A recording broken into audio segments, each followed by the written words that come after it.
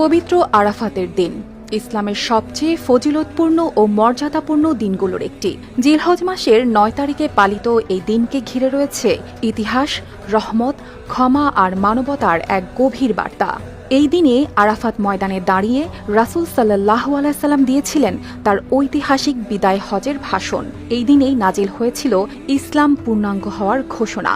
আর এই দিনকেই বলা হয় এমন এক সময় যখন লাখো মানুষের কান্না আর প্রার্থনায় ভরে ওঠে পুরো আকাশ। কিন্তু কেন এত মর্যাদা এই দিনের? কি ঘটেছিল আরাফার সেই ময়দানে যা আজও কোটি মুসলমানের হৃদয় নাড়িয়ে দেয়?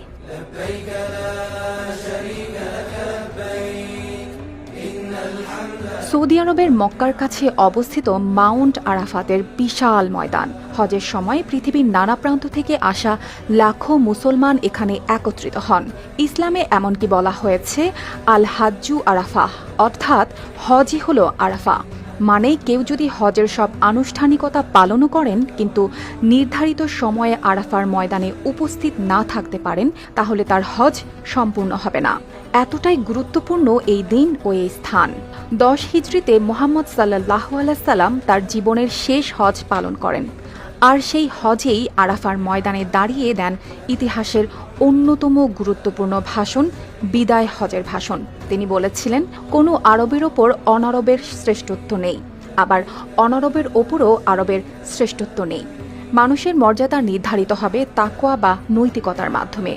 আজও এই ভাষণকে মানবাধিকারের অন্যতম গুরুত্বপূর্ণ ঘোষণাগুলোর একটি হিসেবে দেখা হয়। ইসলামী বিশ্বাস অনুযায়ী এই আরাফার দিনেই নাজিল হয় কোরআনের সেই বিখ্যাত আয়াত, আজ আমি তোমাদের জন্য তোমাদের দিনকে পূর্ণাঙ্গ করলাম। সূরা মাইদা আয়াত ৩। এই আয়াত নাজিলের মাধ্যমে ইসলামকে পূর্ণাঙ্গ জীবন ব্যবস্থা হিসেবে ঘোষণা করা হয়। এ কারণে আরাফার দিন মুসলমানদের কাছে বিশেষ মর্যাদার। আরাফার দিনকে শুধু হজের আনুষ্ঠানিকতা হিসেবেই দেখা হয় না।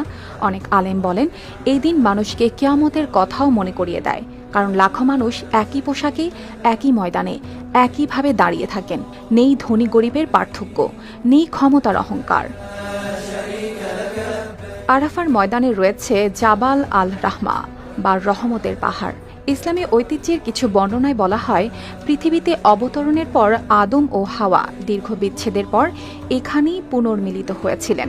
হাদিসে আরাফার দিনকে ক্ষমা ও দোয়া কবুলের দিন বলা হয়েছে। বিশ্বাস করা হয় এই দিনে আল্লাহ অসংখ্য মানুষের গুনাহ মাফ করেন। এ কারণেই আরাফার বিকেলে লাখো মানুষ কান্নায় ভেঙে পড়েন। কেউ অতীতের ভুলের জন্য ক্ষমা চান, কেউ নতুন জীবনের আশা করেন। যারা হজে যেতে পারেন না তারাও